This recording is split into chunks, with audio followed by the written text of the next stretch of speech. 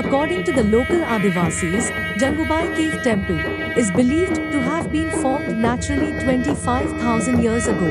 They look quite mysterious, as little is known about the centuries-old hollow structures, much of it which is still unexplored. Thousands of Aboriginal Gonds, Konans and Pardans of Adilabad and neighbouring districts worship goddess Jangubai, who is believed to have manifested in this cave thousands of years ago. It's maintaining its sanctity and purity, as it is less explored by others and has remained hidden from the outside world.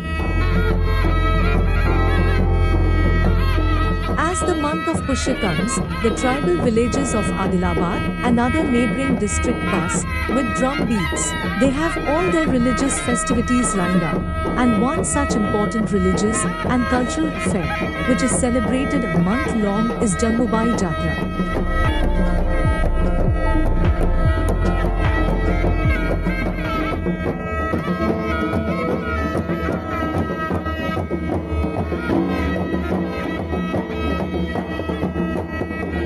Thousands of Adivasis belonging to 8 fraternities from Adilabad, Asifabad, Maharashtra, Chhattisgarh and Madhya Pradesh congregate at the ancient Holy Cave Temple.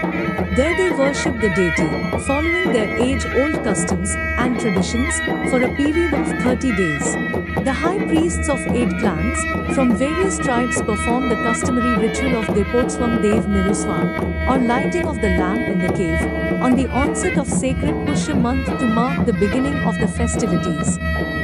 The main beauty of this pilgrimage is worshipping nature as goddess Shakti. It is also referred to as Shakti Pitam. Gonds perhaps have unearthed the truth of Nirakar Rupa, which is considered as worshipping the highest level of union with the universal energy.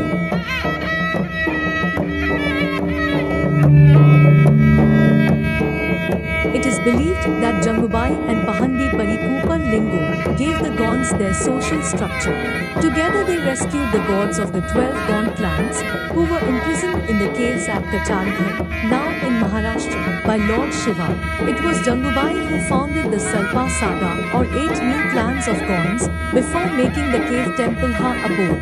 Not only these but scores of other clans of Gonds, Konans and Pardhans worship the goddess, who is known as Raitar Jangu, or Sadar Pen, or chief goddess of 8 Gond clans, the most sacred of all the mythological personalities in Adivasi ethos.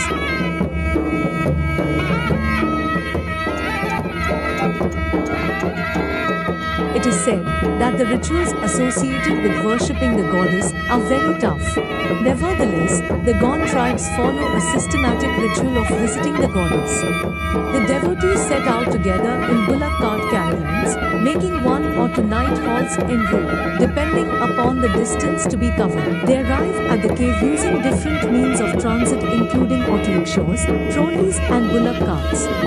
Some come to the sacred spot by foot, trekking long distances.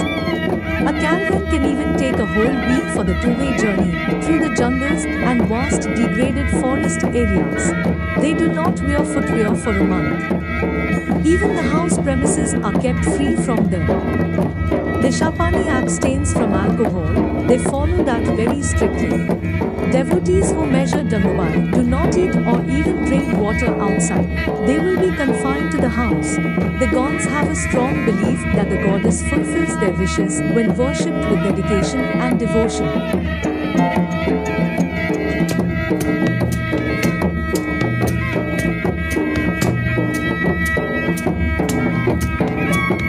They take a holy dip in the stream water, locally known as Tuplakasa, before entering the abode. The stream is considered very sacred and bestowed with medicinal properties.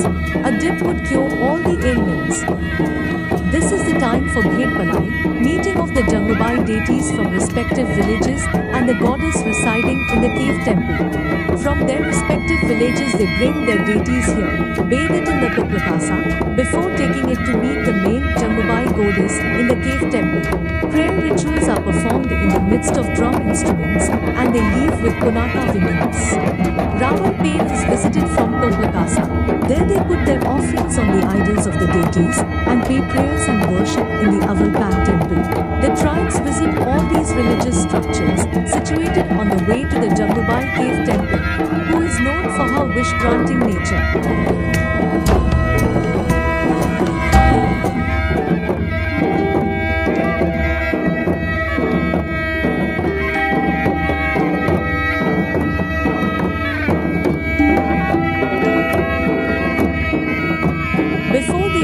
Jangubai Mahal, first they have to take permission from Darwaza Maisama, who is known to be the gatekeeper.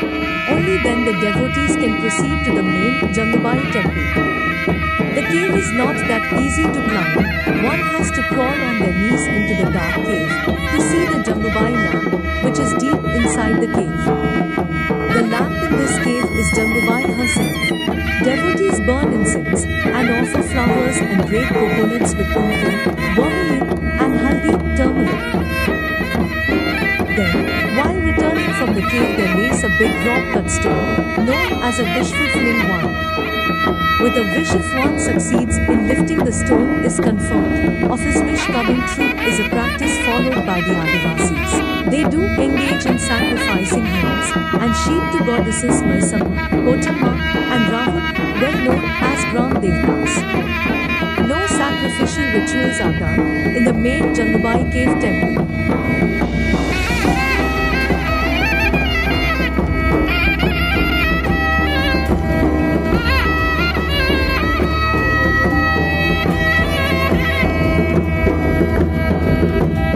Devotees arrive at the temple by carrying a bamboo basket on their heads, beating drums, and playing traditional instruments such as sannai, kalikom, and tudum.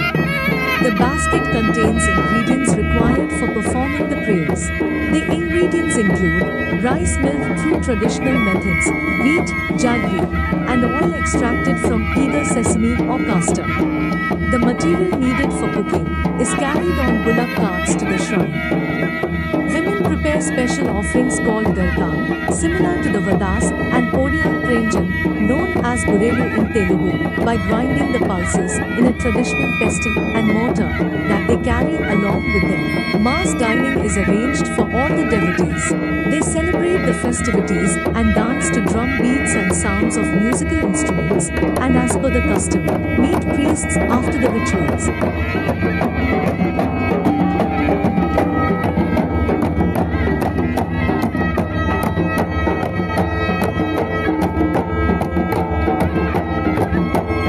Everyone who comes stays here for one night and worships Jangubai by singing traditional devotional songs. In the early morning, they all dance to the traditional instruments and return to their respective destinations, with the hope of their wishes to be granted by their dear mother, and they will return the coming year for thanksgiving and a new set of wishes to be fulfilled.